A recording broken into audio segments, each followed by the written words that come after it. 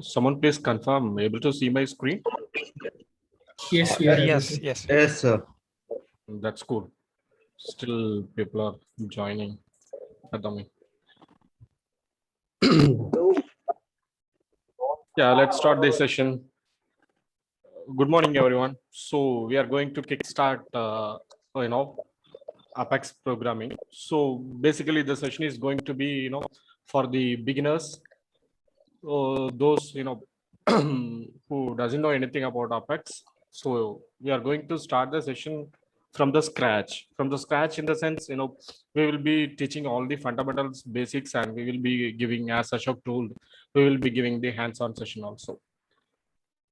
So before getting into what is mean by Apex and those things, ways of doing customization in Salesforce. Okay, in Salesforce, basically as an admin, you might be aware of creating objects, fields, and workflow process builders and flows. You might be pretty much comfortable with those things. Now it is time to do move a little bit further. That's towards the customization. Sometimes the requirement from the client may not be fulfilled by the built-in functionalities. Sometimes you may have to go for out of the box thinking, or out of the box functionalities. It means that the built-in Salesforce functionalities may not help because of the requirement from the client, and you have to go for customization. So that is called customization. Salesforce generally provides two ways of customization. One is point and click. Others, please mute. Okay, when you have any queries, you can unmute and you can ask. Okay. Okay, fine. So let me in a couple of people. Okay. So generally, customization may comes in two ways. One is a declarative way of customization, and another one is programmatic way of customization. Declarative way of customization, you might have aware of that workflow process builder, and in that flows is the king of customization in point and click. Okay, so a lot of functionalities can be easily implemented, out of the box functionalities, or the customization can be easily done through a declarative way. That is workflow, process builder, and flows. Okay, sometimes even though you can do plenty of things in declarative way, that may not be sufficient.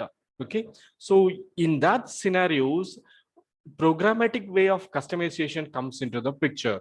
If you are familiar with programmatic way of customization, customizing the requirements, customizing the Salesforce functionalities, it will be pretty much handful to solve the requirement of the client. Someone is raising the hand. Yes, Lokesh, do you have any queries? Okay, fine. Okay, so in these sessions, from today onwards, we are going to do the customization. We are going to practice how to do the customization through Apex. Okay. Okay. Why to need code when customization is available with point and click? Why I have to write code in Salesforce? Okay.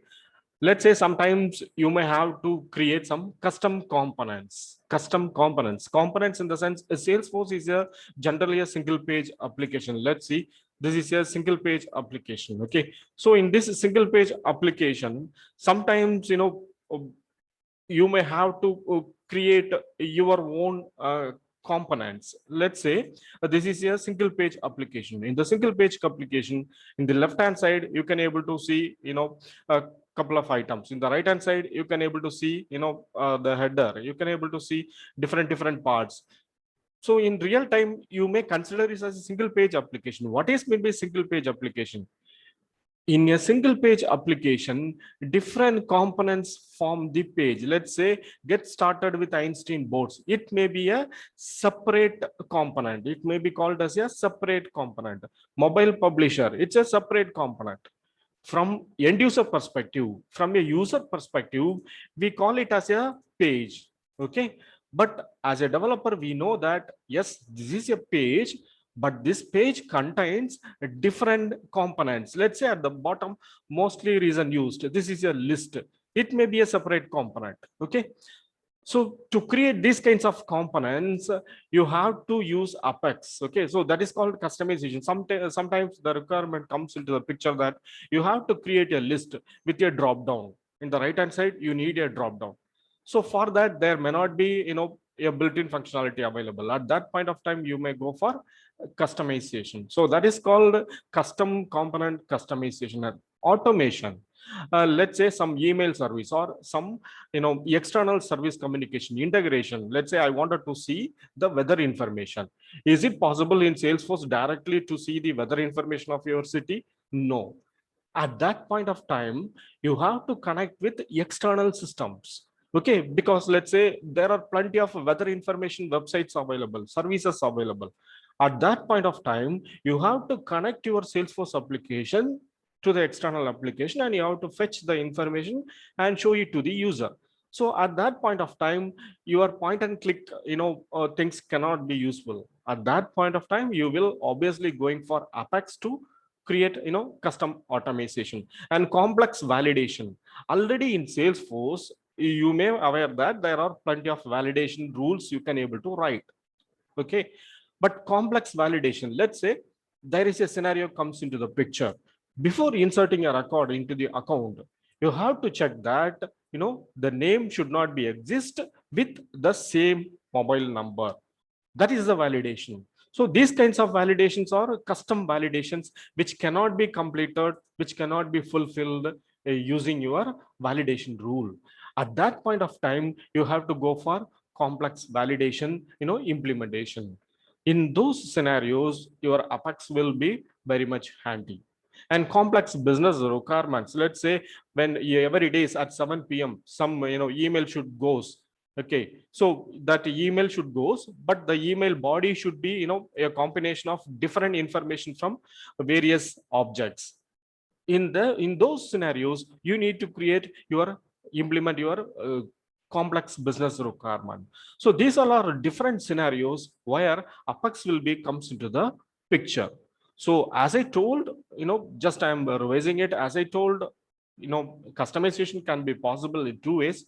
One is a declarative way and another one is through programmatic way. But I told the difference also. In declarative way, you have some kind of limitations. You cannot go beyond that.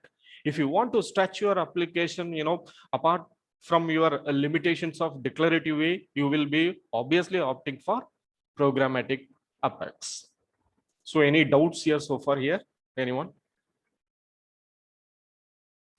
If no doubts, we'll move on.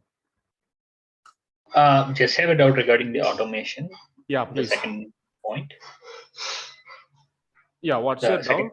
Please go. Why we need the programming for the automation?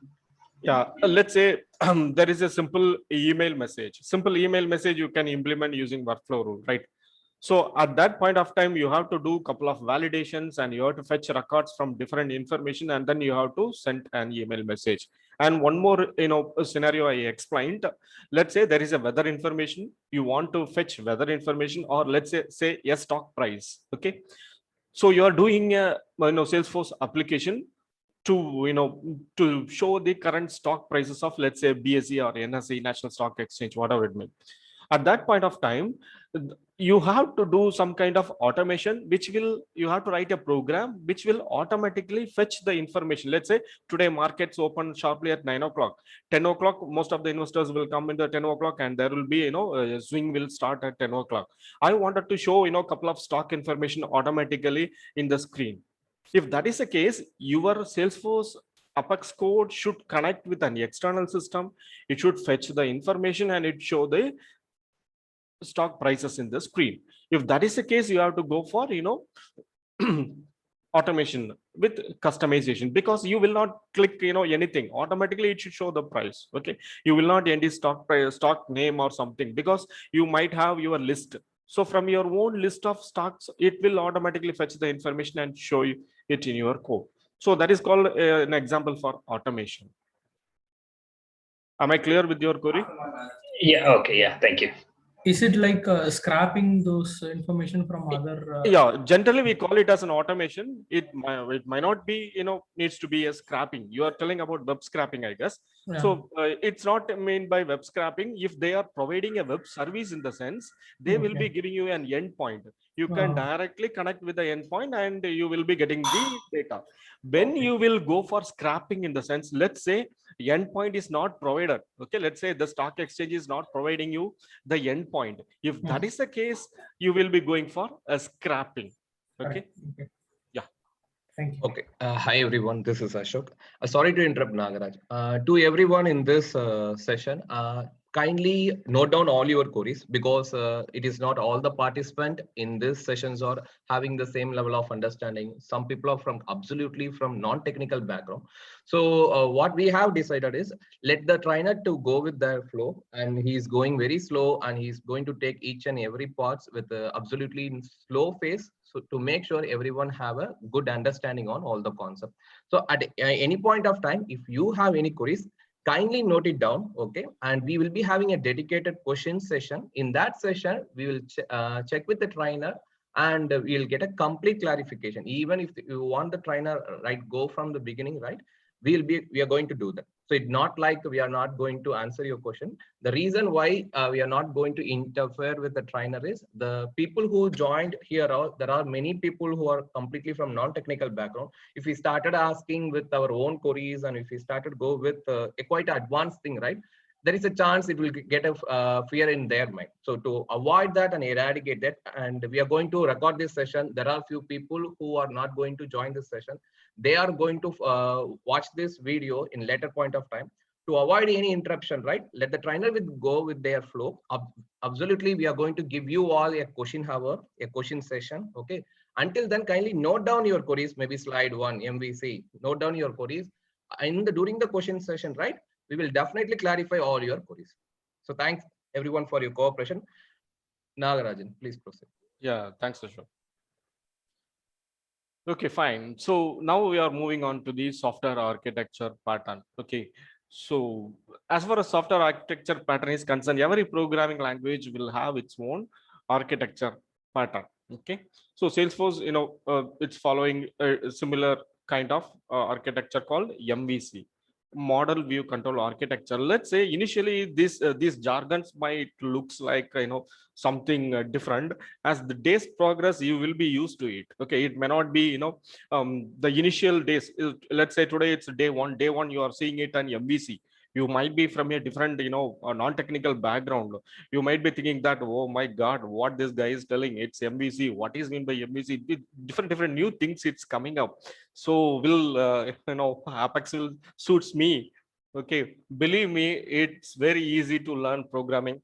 Only thing is you should have the passion to learn, and the time you spend in front of your system. Definitely, Apex is no more a fear factor for you, I guess. Okay, so as Ashok told, we'll be there to support you, so don't worry about that. So model view control architecture. So while seeing this jargons, it maybe looks something different, model view control architecture, but you might be day-to-day life when you are dealing with Salesforce, you might be feeling this.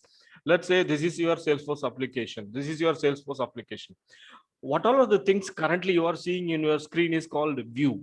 Okay, the user, what he sees in his screen. Okay, you are not a developer. Okay, consider that you are a user, you logged into Salesforce. What all are the things you are seeing in your screen is called a view. Let's say left hand side there is a scroll bar, right hand side there is a create button. So these all are called views. When you click these views, some action will going to happen, right? So something behind the scene will be waiting there for you to click any one of this particular controls or any of the component. Once you click that control, or when you click this component, behind the scene someone is waiting. They will accept your process, and they will accept your request, and they will process and deliver the next thing. Let's say if I am going to click a create, in the sense, when I click this create button, there are a lot of items are popped up. When I click user, in the sense, automatically user creation comes into my screen. Again, this is a view. Okay, this is called view. Okay, so that is called view. whatever the user seeing in his screen is called view. Okay. Further dig into the view, how you will create a view. That is what the next question, how you will create a view in Salesforce. Generally in Salesforce, the views are created using, Visualforce pages or Aura component or LWC, Lightning Web components. So you even flows, you can consider screen flows also. Okay. So generally views in the sense, what all are the items user going to see in your screen is called views. Let's say this may be a Visualforce page, who knows? Okay, because it's a built-in functionality available. So when you click new users, something is going to open in your screen. So generally this is a view, but to build the view, you need some technology or some concept used by Salesforce to create the view. Okay, so those are called as VF pages. It may be a Visualforce page, or it may be an Aura component, or it may be a Lightning Web component, or it may be an screen flow. So if you know Visualforce page or Aura component or LWC, what you can do is you can create beautiful views for your end user. Let's say end user may like, your client may asking something like this: I want a button in the right hand side, I want a drop down in the left hand side. Okay, 4 buttons should be in the right hand side. If that may be the requirement, in the sense you will be satisfy those requirements with your views. Okay, next comes your main area called model. Model is nothing, it's an objects. You might be familiar. Let's say account is an object. Contact is an object. Okay, opportunity is an object. So inside the object, what you will be having? Inside the object, you will be having fields in the sense, let's say name, city. Okay, so those are called as fields and relationships. So generally speaking, model refers object. Okay, so model refers object. And next part is very, very important. This is called controller. This will be playing the middle part. See here in the picture, you can able to easily identify that model resides in between view. Controller should be reside between view and model. Okay, because your controller will get the information from the user and pass it to your database or pass it to your model, process the data and give the output to the user. Okay, let's come here. This is a user creation page. Okay, so if I am going to input something, okay, my first name, last name, and the username, password, except password, you will be filling up all the things. When you click a save, a controller will be automatically process this information. Okay, so when the user input given to the controller will process it. Let's say for user, there might be an object called user object in Salesforce. Actually, Salesforce runs everything in terms of objects. Let's say if it is a user, in the sense, there will be definitely an object. If it is a kind of data, it will be stored in the objects. Let's say permissions, let's say your settings, let's say your OWD settings, everything is being stored in Salesforce in objects only. Okay, so whatever the user is going to give as an input, it will be straightly go to the controller. Your controller will save your data or process your data, and again it will get back to the user with the required information. So this is what model view control architecture. I hope it might be pretty much clear to you. If you have still queries, you can note it out at the last 10 minutes. We can have the discussion regarding your doubts, or in the separate session we can have it. Okay. So again, repeating, model stands for objects, and view is generally the UI part.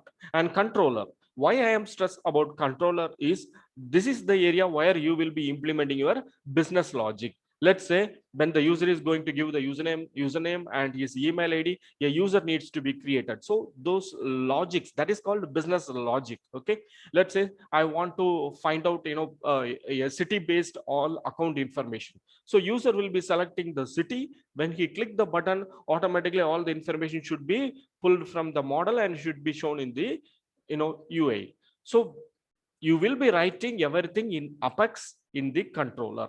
So in the MVC architecture, where your Apex will be comes into the picture, Apex will be comes into the picture in the controller. You will be writing all your business logics in the controller. So that's why ABAX programming is pretty much important to do the customization. Okay. Okay, thanks, Nagarajan. So, guys, anybody have any question from this slide?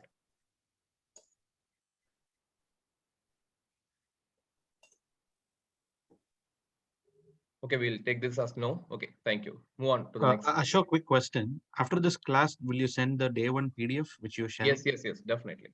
Thank you, sir. Okay, thanks everyone. Yeah, move on to the next slide, Nagarajan, please. Yeah, sure. Okay, so in the next slide, as I told, model view control architecture, more detailed information will be available in the model. Okay, I'm not going into the model, pretty much because I already explained a lot. As far as view is concerned, let's say from the declarative perspective, if you see that view in the sense, it may be a page layout, or it may be a lightning page. So that is also a view. Okay, from a programmatic way, you may call it view as Visualforce page or a components, as we discussed. As far as controller, where we will be implementing our business logic, right? So the controller, from declarative way of programming, declarative in the sense you will not write a single piece of code. So even Salesforce is also encouraging more no code, moving towards no code. So no code in the sense you will be using workflow rule, process builder, or flows. So you will be implementing your business logic there. Okay, at the next level, higher level, you will be trying to implement your business logic in coding format. So there comes the Apex classes and your trigger. So ultimately you will be developing your business logic either using declarative or programmatic way. Okay, let's move on. How Apex work? I'm coming into the concept of how Apex work. Let's say if you are a user, you have to write a simple Apex program, in the sense you will be writing your Apex program in your system. Let's say you are the developer, so you will be writing your program in your system. After writing the program, you will save your Apex code. Okay, so until that point of time, the code will be in your system memory. Okay, the code will be in your system memory. It will not be saved with the Salesforce server. Okay, once you save the program, automatically the code will be saved into your Salesforce server. Okay, that is called force.com platform. Okay, but before that, what happens is the force.com platform will try to check your program, whether your program contains any errors or not. If your program contains any errors, okay, it will send you the information that, see guys, these all are the lines you have errors, please correct it. So till that point of time, your code will not be saved. So when you are going to write your program, unless your program does not contain any errors, then only the code will be saved with your server. This process is called compilation. Okay, compilation in the sense, it's pretty simple thing. The computers will understand basically the machine level language, right? It will not understand high level programming language. It will not understand English. It will understand binary language, that is 1001. That will be understand by the sorry, by your computers. So there should be some software, there will be some software which will convert your high level language into machine level language. That process is called compilation. Okay, so when you save your Salesforce program, Apex program, the program will be tried to convert into machine level language. At that point of time, if it finds any errors, it will tell you that these all are the errors, please clear it. This is called compiler errors. Okay, this is called compiler errors. So as a developer, you will be sorry, you will be clearing these errors, and after that you will be save your program into your server. So from developer perspective, that is done. So that is what I explained here. You will be developing your Salesforce code and you will be saving it into your Salesforce platform. Now your code will save into your salesforce.com server, force.com platform. That is your server. It will be in the server. Let's say there is a user comes into salesforce.com, and he is trying to click a button. At that point of time, your code will be executed. That is taken care by a special software called a runtime. So generally Apex will contains a compiler and Yeah, runtime environment. So whenever you save your program, next time when the user comes and he sends a request, your program will be run by the runtime, and the desired output will be goes to the user. So this is how the Apex will work. So as a developer, what you will be doing, you will be writing your program and you will be saving your code. Automatically the code will be saved with the server. Next time the user will comes, okay, it's a multi-tenant architecture. There may be, a single user, or there may be thousands of users comes into your server and comes into your application, and they may send a request, and each one will be satisfied with your, with your compiled Salesforce code. So this is how the program, process. So as I told, compilation, it's not a big deal. It is just converting the high level language into machine level language. Okay, so this is how Apex work. Quickly, any doubts here, in the sense we can go for it. Otherwise, we will move on to the next Yeah, one. I have a question like whatever we are writing in Apex is a high level language, not directly a machine level language, right? It's not a machine level language because we are writing it in English, right? So Oh. whatever you're writing, it's a high level language. Yeah, thanks. That's fine. Hello, sir. What's the use of the Apex runtime? Yeah. Yes, please. What is the use of Apex runtime? Yeah, Apex runtime, when there is a request comes in, something will be there to serve the compiled code, right? That will be taken care by the Apex runtime. Okay, every time it will not compile. Once a developer saves his code, if there is no error, it will be compiled. And after every request, the request will be served by the runtime environment. That is a software. Okay. If any user can adjust the runtime environment, am I right? If the code doesn't have any error, any user can adjust the runtime. Yeah, it's a behind the scene running concept. Behind the scene, whatever the request comes in, the request will be served through the Apex runtime environment. User may not aware of that. Okay, so runtime is just serving the compile code. That's it. Simply done. Okay, thank you. Thanks. So next, we will be moving on to the next concept called building blocks of Apex. Okay, rather than just binding it, just with Apex, you can generally call it as any programming language. Okay, so any programming language, not with Apex, it may be it may be a C# or it may be a Java, or it may be any programming language, any JavaScript things, whatever it may be. So generally, programming languages implement the business logic using these building blocks. Okay, these all are the building blocks available with programming language. Let's say data types and variables. What is meant by data types? In the sense, everything we are inputting is called as a data. Let's say you are going to create a user. Okay, while creating the user, you will be inputting the first name, last name. These all are called a data. Okay, but this data might vary in its format. Let's say if it is a first name, in the sense it's a group of characters, so it is called a data type of string. So that is called data type. Let's say here this is a checkbox may be a true or false. Okay, it's a different data type, true or false. It can be called as a Boolean type.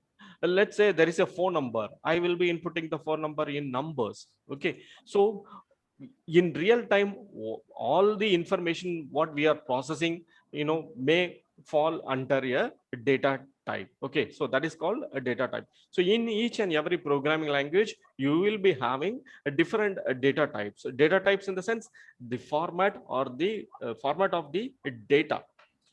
Next part is variable. Okay, this is what we will be seeing today, how to create a variable and how to process it. So next one is variables. What is meant by variables? In mathematics, you might be simply seeing that x plus y is equal to something. You may solving an equation. In that equation, after writing the equation, what you will be doing, for x you may be substituting 2, for y you may be substituting y. So what is the purpose of this x and y? X and y are the placeholders. If you pass 5 to x, 5 will be substituted with x. Wherever you are using x, in all the places, this x will be replaced with 5. Okay, so that is called variables. Okay, variables are used to store the data. Okay, so whenever you want to use that data, you have to specify the variable. Automatically, you can be substituted with that value. So it may change its value. So that's why it is called variable. Today's class, we will be seeing, how to create a variable, how to store your data. Okay, so in the upcoming classes, we will be seeing the building blocks one by one, because we are going to teach it from the scratch. So we are going to see it one by one. Okay, as slowly we will be moving towards the other versions. And then conditional statements. What is meant by conditional statements? Someone is asking you, someone is telling a business logic. Let's say you have to, you have to update the data only if the price is greater than 500. There is a requirement. If the price is greater than 500, then only you have to update the data. If that is the case, you will be checking something. Okay, when you are going to check something in your programming language, that is called conditional statement. Okay, so those who have from the background might aware that it is called if. Those who are from non-background, don't take it up now. Just to listen to it. Conditional statement is you are checking something. That is called conditional statement. And looping statements. Let's say you have 10 phone numbers. Okay, let's say you have 10 phone numbers. You have to traverse one by one. You have to go first phone number. I have to pick the first number, do something. I have to pick the second phone number, do something. Third phone number, do something. The do something is common for all the phone numbers. So some statement needs to be executed common for 10 phone numbers. If that is the case, you will be doing the looping. Instead of writing again and again, you will be going for looping statements. So what is the advantage of having looping statements? Instead of writing the same statements again and again, you can go for your loop. It will reduce the number of statements. So these are the main building blocks, okay, to implement your business logic. Apart from that, each programming language will have its own data structures. Okay, I'm not going to elaborate into data structures now. We will see that data structures and functions and classes. Classes are called as object oriented programming. We won't mess it up with this, these concepts today itself. Okay, because a lot of non-background people might be there. Okay, so these all are the building blocks of any programming language. If you, my personal opinion, if you learn any single programming language, you can learn any programming language in the world. Okay, that's a damn sure. I'm pretty much confident about that. These all are the building blocks. If you are strong with your business logics and you are strong with the fundamentals, you can learn any programming language. It's not only limited with Apex, anything you can able to learn. Okay, let's move on. In the building blocks, we are going to see the first building block, that is data types and variables. Okay, fine. So as far as data types is concerned, generally it is called primitive data types. There is no need to get into primitive now. Just to consider numbers. Okay, if you are going to store the numbers, in the sense numbers may be the whole number or it may be a fraction number. Okay, so that is called integer. Integer in the sense, if you are going to store the whole number, let's say 10 or let's say 50, I want to store 10 or 50 in my program. In the sense, the data type I will be preferring will be integer. Let's say there is a fraction 20.50, 100.80. If that is the case, I will be going for the data type called a double. Okay, in integer also there may be some limitations. Let's say up to 50,000 only you can able to store in integer. If that is the case, if you want to 1 lakh, you will be going for long. It's just an example I'm giving, right? So integer and long, both of them can be used to store whole numbers. Then what is the difference between these two? The difference is, maximum amount of value you can able to store in these two things. Okay, and next one is date. Date in the sense, it will not cover time, so purely you can able to store a date only. Today's date I want to store. If that is the case, you will be going for date. I want to store the date with time. If that is the case, you will be going for date and time. I want to store my city name, or I want to store my name, okay, or customer name. If that is the case, you will be going for a string data type. Okay, ID. Okay, this is a special data type, ID. ID in the sense, you may know that in Salesforce, each and every record will contain a unique ID. So if you want to store that record ID into your variable, you will be going for the data types called ID. Okay. And true or false. Let's say there is a checkbox. Checkbox will generally a true or false category. Okay, it may be checked or may not be checked. So that is called Boolean. So these all are the primitive data types. Okay, so initial stage we will be dealing with these data types. Okay, and after that you can go for collections. Collections in the sense, in Salesforce, you will be using collections to, to store a bunch of records. You can take it in that way.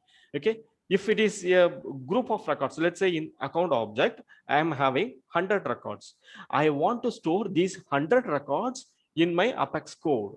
Okay. If that is the case, you can't use integer because it is not a single value. You can't go for double because it is not a fractional value. It is a group of, information, group of records. If that is the case, you will be choosing either list, set, or map. There is a difference between these three also. We will see it one by one later. So generally, these data types are called as collections. Okay, these data types are called as collections. And there is a one more special data type called S object. Okay, see, S object. Account is a standard object, right? If you are going to store a single record, in the sense you will be storing it into S object. Let's say contact. In the contact, I want to store a single contact record information along with columns, along with fields. Let's say name, okay, city. I want to store, in the sense you will be going for S object. S object is a universal data type. In S object, you can store account, you can store contact, you can store opportunity. Okay, so any objects it can accommodate. So that is what the advantage of having a S object. Okay, so this is, I am talking about a single record. If it is a group of records, in the sense you will be combining this list with S object and you will be storing it. Okay, so we will see it one by one, so there is no hurry as of now. Enumerations, don't concentrate on this enumeration as of now. It's a set of constants forms this enumeration. We will see later. Okay, now as a first step, we are going to see how to declare a variable, how you will declare a variable in Apex. Okay, so before seeing how to declare a variable, where you will write the code, all those things we are going to see it now practically. Okay, so initially you have to specify the data type. Let's say I want to store 10 in my Apex program. I have to store 10 in my Apex program. So how I will write? Initially, you have to check your data. What is your data? 10 is my data. Okay, classify 10 with these things. Whether your 10 is a Boolean, no. It is a string, no. It is a date, no. It is a long, you can store it in a long or integer. It's better initially go with integer. It is not a decimal value. So I will be going for integer. So you have to store the data 10. So initially you have to concentrate on what type of data now you are going to handle. You are going to handle 10. Classify, okay, under which data type it will suits. It will suits in integer. So I have to specify integer. And then comes the variable name. Let's say it's a mark. It may be a mark. Okay, you are storing a mark. If that is the case, you will be specifying integer mark is equal to 100, 80, 90. In this way, you will be storing your value. Okay, so no more theoretical way. Let's quickly jump into practical way of how you can able to create an Apex code. So initially, when you have to write your Apex code, in the sense you will be going for at the top there is a gear icon will be there. Able to see this at the top, you will be seeing a gear icon. Click that. Once you click that, you will be seeing a option called developer console. Click that, developer console. Immediately a window will pop up in your screen. So immediately a window will pop up in your screen. So let's see, this is your code environment. This is the environment where you will be writing your code. Okay, so I'm closing it and opening it again. You can able to have a clear picture once again. I'm going to click this setup. I'm going for developer console. Once I click this, automatically your window will open up. Okay, so what all are the things I'm seeing in my screen is, the code which I had, written previously, where automatically will comes up. You can able to clear it up by saying this. Okay. As a first step, you are not going to write anything. Straight away, we are going to a rough note. Okay. In Salesforce, for a developer, you have a rough note that is called, anonymous window. Let's straight away go for a debug. Okay. At the top in the debug, you will be having an option called open execute anonymous window. And the shortcut is Control E. If you click Control E, you will be directly redirected. Okay. So this is the previous code written here. So you can clear this. Okay. This is called anonymous window. Okay. Let's say I referred it as a rough note because as a developer, in some scenarios, before implementation, you wanted to see what might be the output or what will be the outcome. You wanted to see in that way. Okay. So before implementation, once before implementation, without testing the code, if you are going to implement something, in the sense the user may end up with some wiry or messy things, right? So it's better to always check your code. Okay, if that is the case, you can try with your anonymous window. Whatever you write here, you can execute, and the output will be shown only to the developer, not the end user. Okay, so that is what anonymous window. And here in the anonymous window, I'm going to declare a variable. So what is the syntax for declaring a variable? As I told, first it should be a data type. Okay, let's say I have to store my mark. So my mark is a whole number. So I'm going to type integer. Okay, integer. What is the variable name? The variable name I have to store mark. So I'm going to give mark is equal to, let's say mark is 80. Okay, and then I'm putting a semicolon. Okay, I'm putting a semicolon. You have to keep this in mind that each and every line in Apex should ends with semicolon. Each and every line should ends with semicolon. Okay, fine. So this is how you can declare a variable in Salesforce Apex. Okay, data type, variable name equal to some value.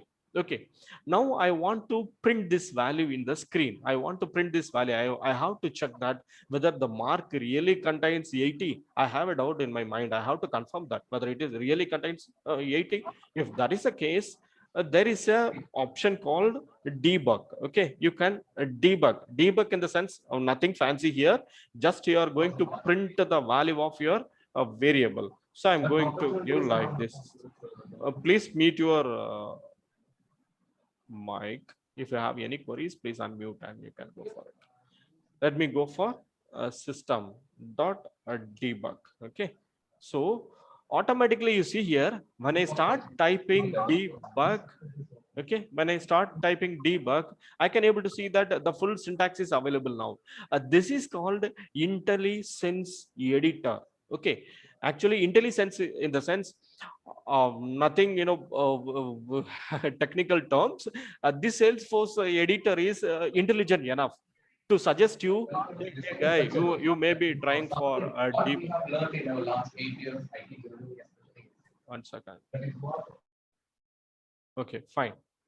So the IntelliSense editor, in the sense, it is it is pretty much intelligent enough to say you that hey, you may be trying with the system.debug. So this is the syntax. You can get the syntax from me. So it is clear that there is no need to mark up everything in our mind. Okay, so system.debug.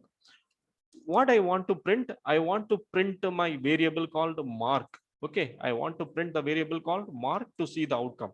So I'm going to specify the variable name mark. Okay, fine. So I had written simply 2 lines of code.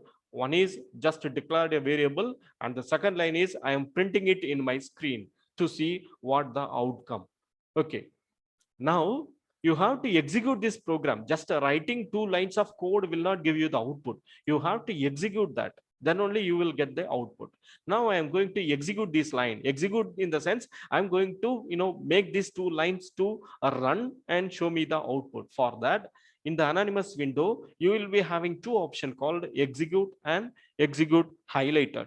If you highlight a line, and if you go for execute highlighted, in the sense only that particular line will get executed and you will get the output. Okay, without selecting these 2 things, simply if you are going for execute in the sense, only the lines which are available here will be get executed. If you highlighted and go for execute highlight, only that particular line. If you don't highlight anything, simply clicking execute, all the lines will be get executed. Okay, so okay, fine.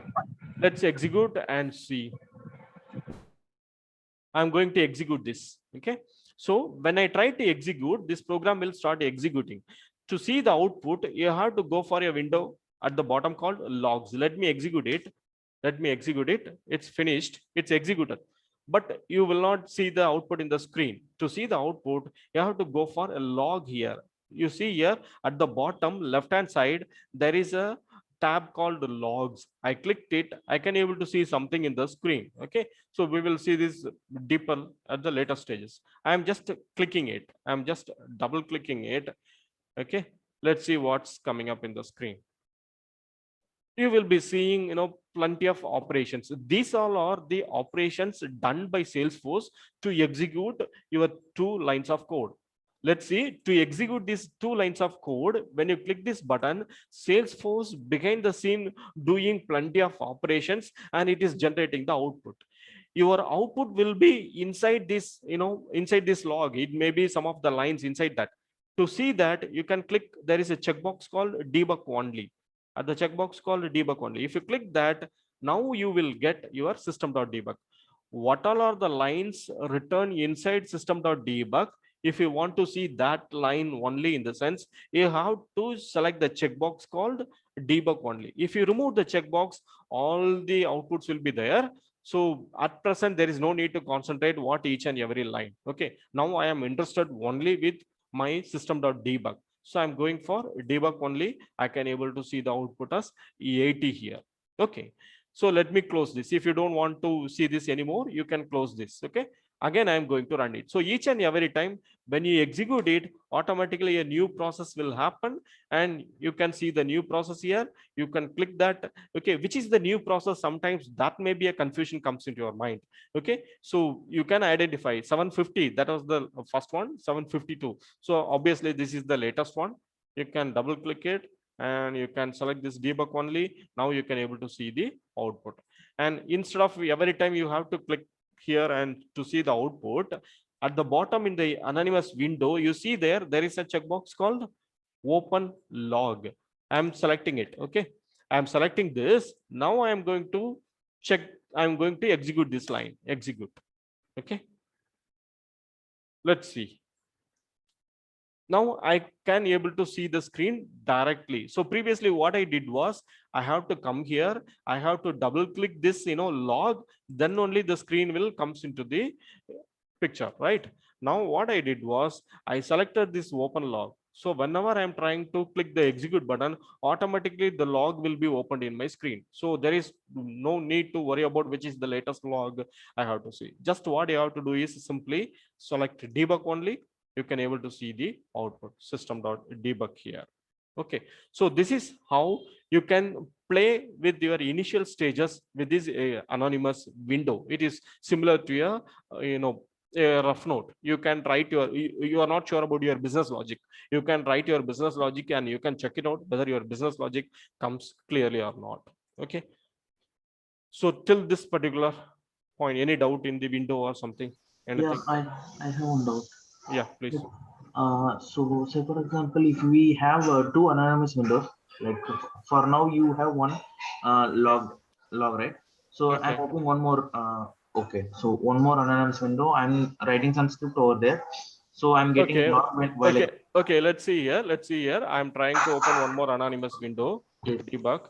Okay, one more anonymous window is not coming up. Okay, you will get one more anonymous window. What you can do is, you can go for developer console. There is only chances you can go for one more developer console, not one more anonymous window. Okay, fine. So these all are the researches you can able to do. When you are given an assignment, instead of asking this, you can try these kinds of researches. Okay, so it will give you more idea. Okay. Sure. And Nagarajan, I have a doubt. Yeah, yes, please. Yeah, in system.debug, mark is the variable we are providing, right? Yes. So like, is only the variable we give in in the brackets, like how are we going to search? Can you please give an other example instead of? Okay, fine. So No, let by me, default, I want to know like what should be given in the place of system.debug. okay, fine. So, okay, fine. Thanks. Let me move on.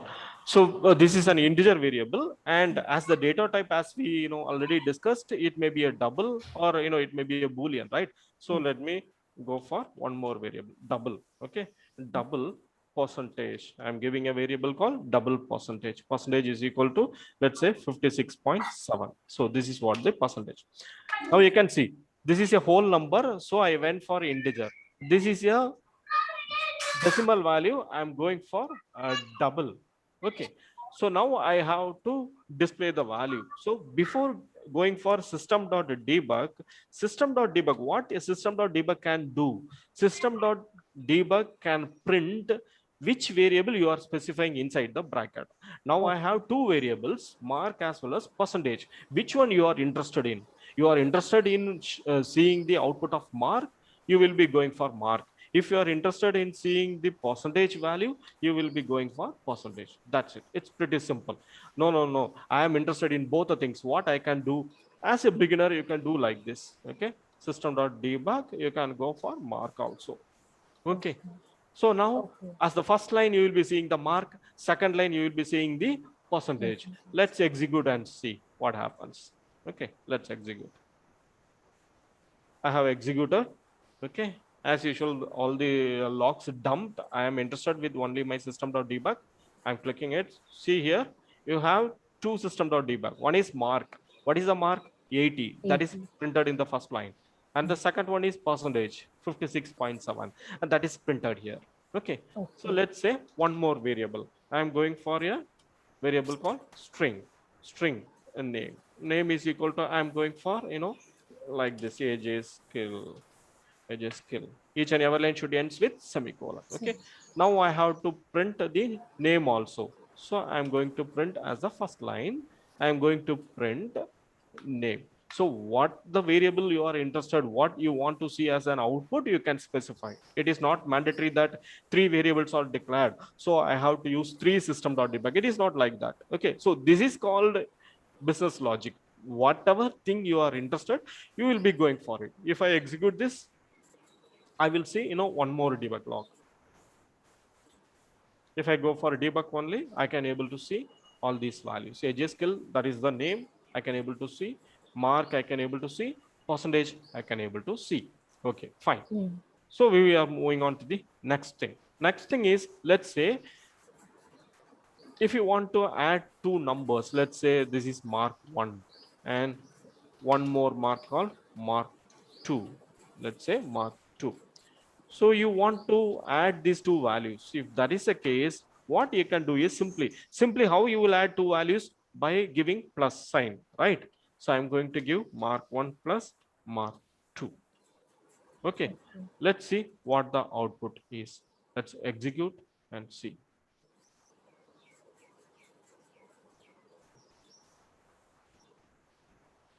See here, 160. Why? 80 plus 80, 160. If you give 50 in the sense, you will be getting 130. So this is how you can do arithmetic operation.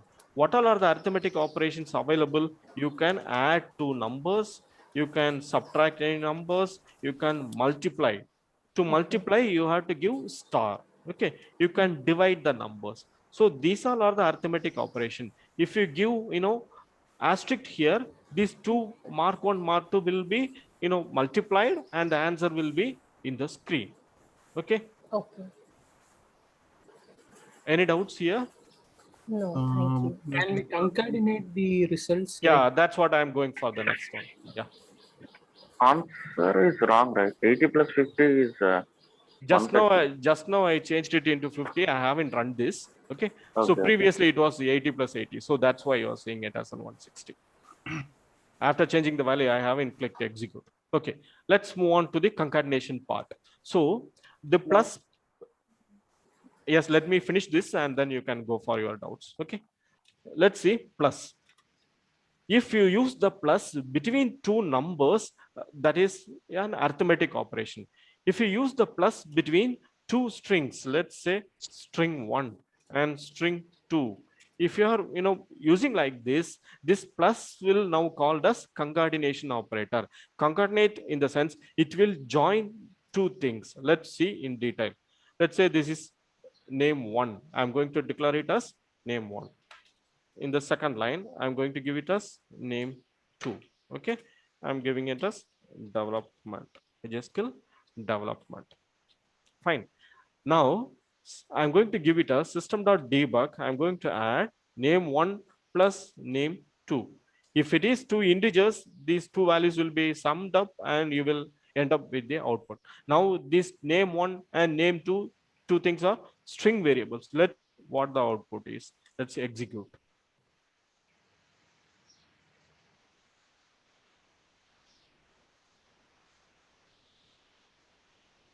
See here what the output, AJ skill development, right? So again AJ skill development is there. If I remove this AJ skill here and if I execute again, you will end up with this. You will end up with proper AJ skill development, as you will see it as a single word here. Let me go for debugs. See here, I am as the out from the output you can see it as AJ skill development, but in the program it is in two variables. Why there is no space? If you want a space, you can give a space here, or you can give a space here also. Okay, so between two strings, if you put a plus, it will add these two strings and it will display as a single string, as a single word. It will add two words and it will display as a single word. If you put a plus between two numbers, it will do the mathematical operation, that is arithmetic operation, and you will be getting as an output. Let's say I want to display like this. This double slash, this is called comment. Comment in the sense this line will not get executed. You can use it for your reference. I want to print like this. Name is equal to AJ skill and AJ skill. Okay, let's stop it here. Name is equal to AJ skill. This is what I want. I don't want simply AJ skill. If that is the case, you have to analyze here. Okay, name equal to, that is a word. Whatever word you want to display on the screen, you have to put it within the single quotes. What I want to see in my screen as name is equal to. Okay, that is fine. Name is equal to what I want the value inside name variable. So I'm going to give it as name 1. Now what will happen? This word within single quotes will be displayed as it is. So you will see name is equal to. Okay, and what is in the right hand side? It is a variable. So if you are going to merge two variables, in the sense you will be putting a plus symbol, that is called concatenation. This is called concatenation.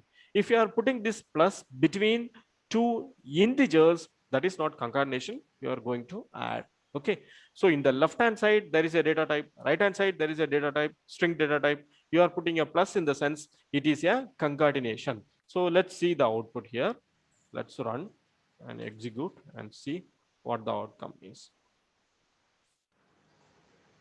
So if I go for a debug only, I'm seeing the output as name is equal to AJ skill. So name is a word, so it is printed as it is. Okay, and then a concatenation operator going to happen. It is going to concatenate with a variable. What is the variable? Variable is name 1. What the name 1 contains? It contains AJ skill. So obviously the output will be name is equal to AJ skill. Okay. So I'm going to stop the session today here, and I'm going to give you a program for practice. You can try these things. Okay. You can try these things. Any doubts here, in the sense you can go for it. Otherwise, let's note it down the first program. Okay. So this is what the program we are going to do now. Okay, you have to declare two integer variables. How you will declare two integer variables? Already we have practiced. Okay, mark 1, mark 2. So this is called declaring a variable. So you are going to declare two variables with values 20 and 10. What you are going to do? You have to find sum and you have to display the output. You have to find subtract and you have to display the output. You have to multiply and you have to display the output. You have to divide and you have to print the output. That's fine. how the output should be. You can try different ways of printing the output. First, as a first step, what you can do is just to simply see the output. Okay, 20 plus 10, system.debug 20 plus 10, what you will get? 30. So next, I want the output as sum is equal to 30. How I want the output? I want the output should be sum is equal to 30. If you tried with this, you got the output in the sense, next format you can go for. What I want as my output, sum of x comma y. Let's say x is equal to 20, you stored as x is equal to 20, y is equal to 10. So you want the output as sum of x comma y is equal to 30. And the final one, if you are pretty much clear with this, you can go for the next one. Instead of x and y, I want the output as sum of 10 and 20. Instead of x and y, the values should be displayed here and the addition should be in the right hand side. So I want to display the answers in these formats. Okay, so please note it down. You can start practicing this program. Okay, you can start practicing this program. This PDF is available for you for your reference in the in the drive. Here, how to declare a variable, everything is there in the PDF itself. You can go through it and you can start practicing it. Okay, so if you have any doubts in the sense, you can go for it now. Nagarajan, this Yes. is not a doubt. Do we get recording by the end of Yes, the day? you will get. Ashok will clarify that. Okay. It's already recording in the drive, so you will get that.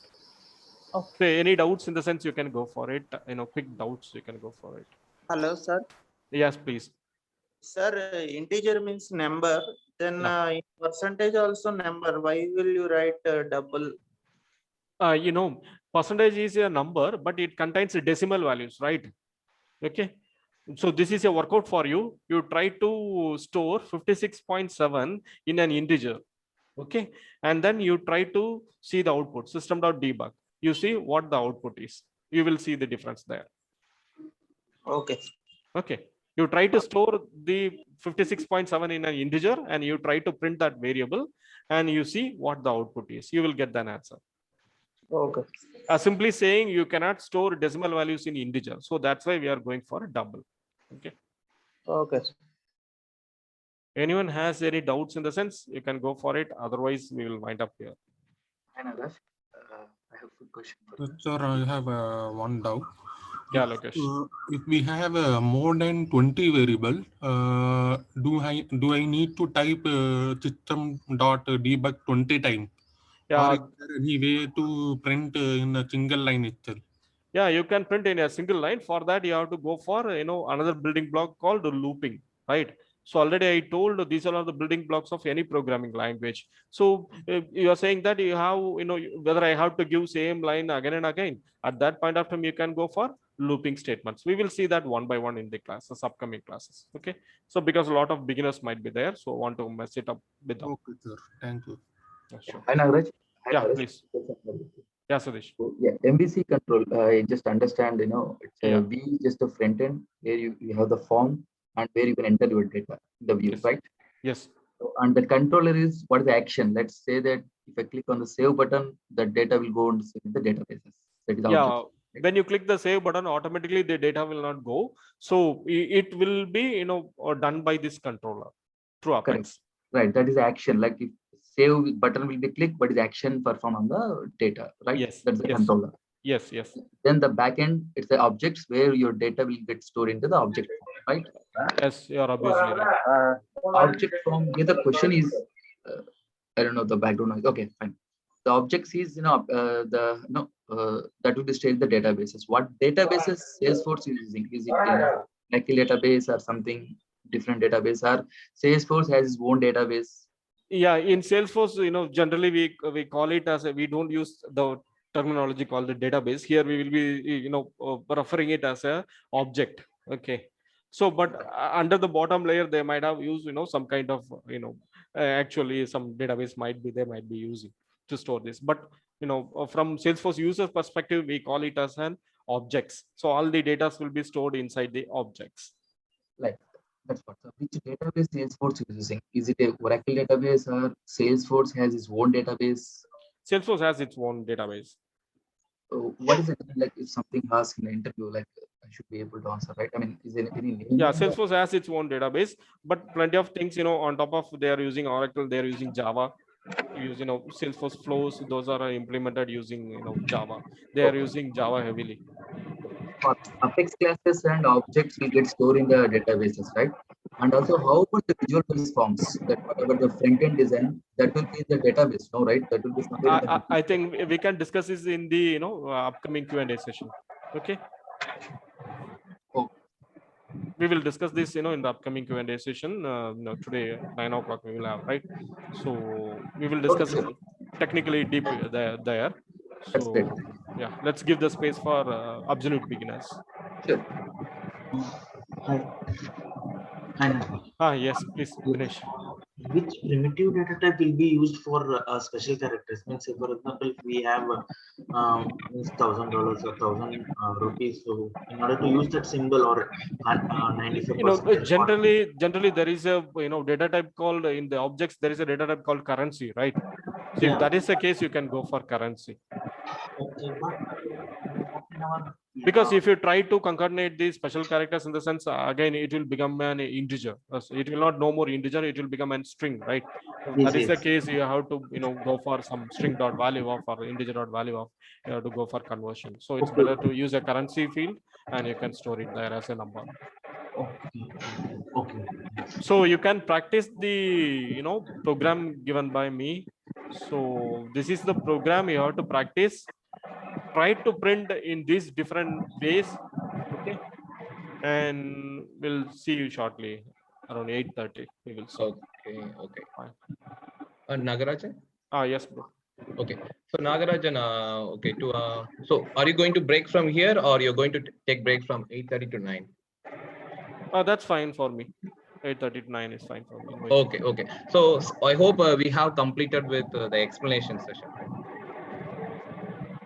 Hello. Yes.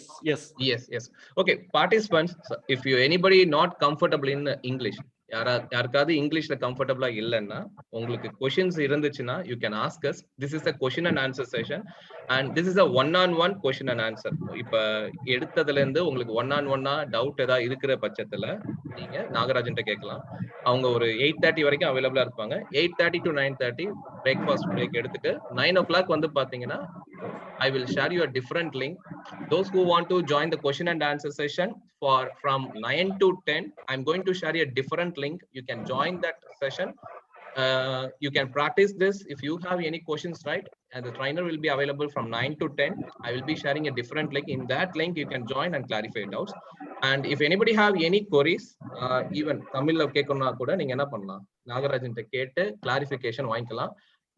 இன்னொரு 15 minutes இருப்பாங்க, அதுக்கப்புறம் break எடுத்துப்பாங்க.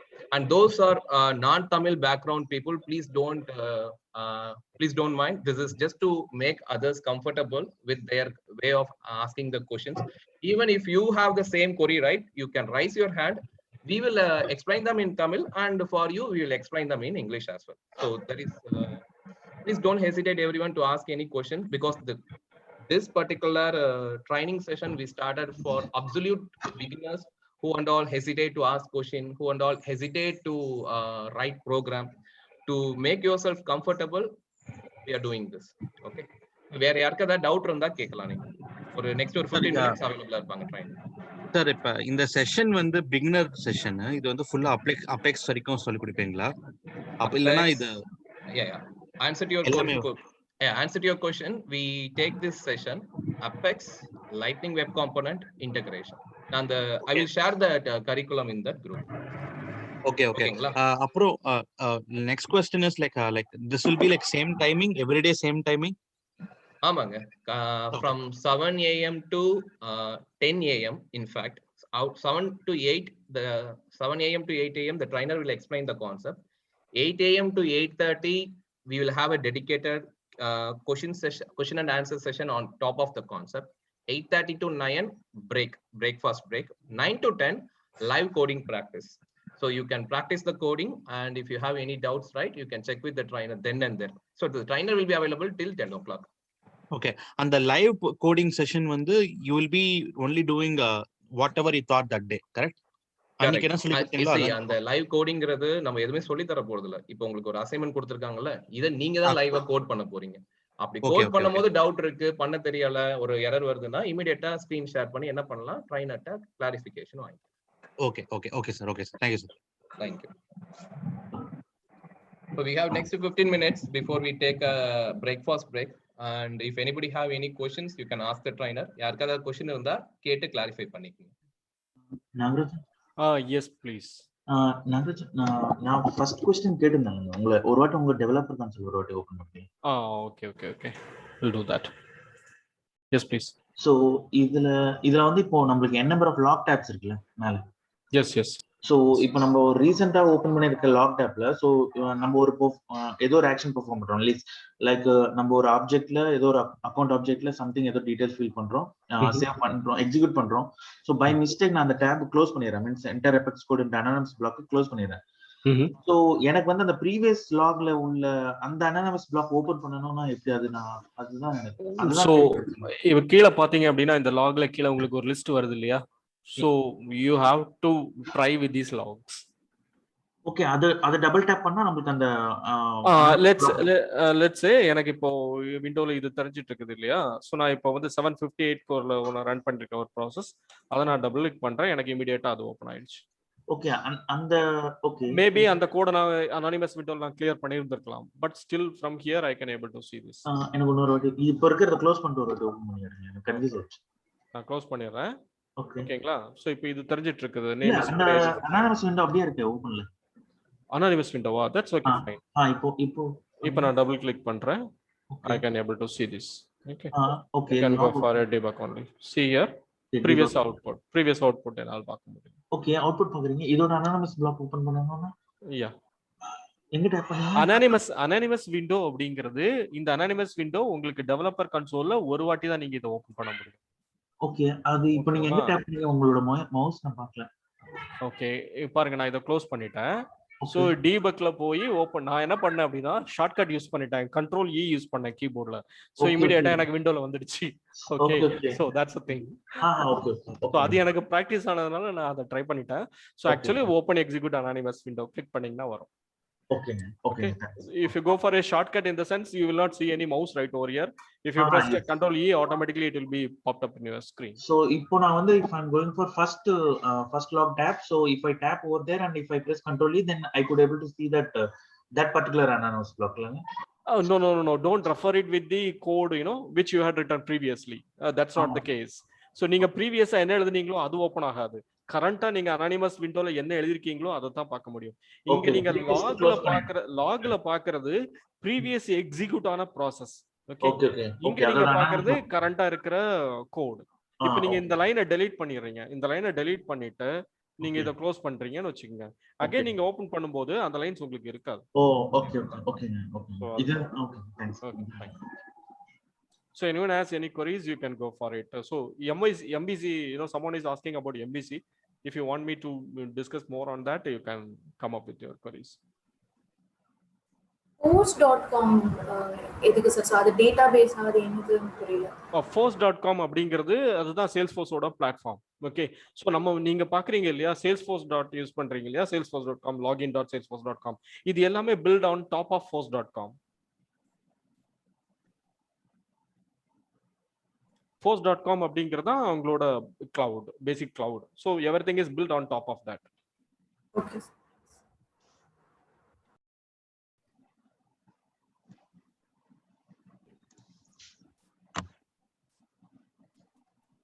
Hello Nagarajan, this is Kiran speaking. Yeah, please Kiran. I would like to share my screen and show you the work you given. Sure. Let me stop share. Yeah. Stop the recording also.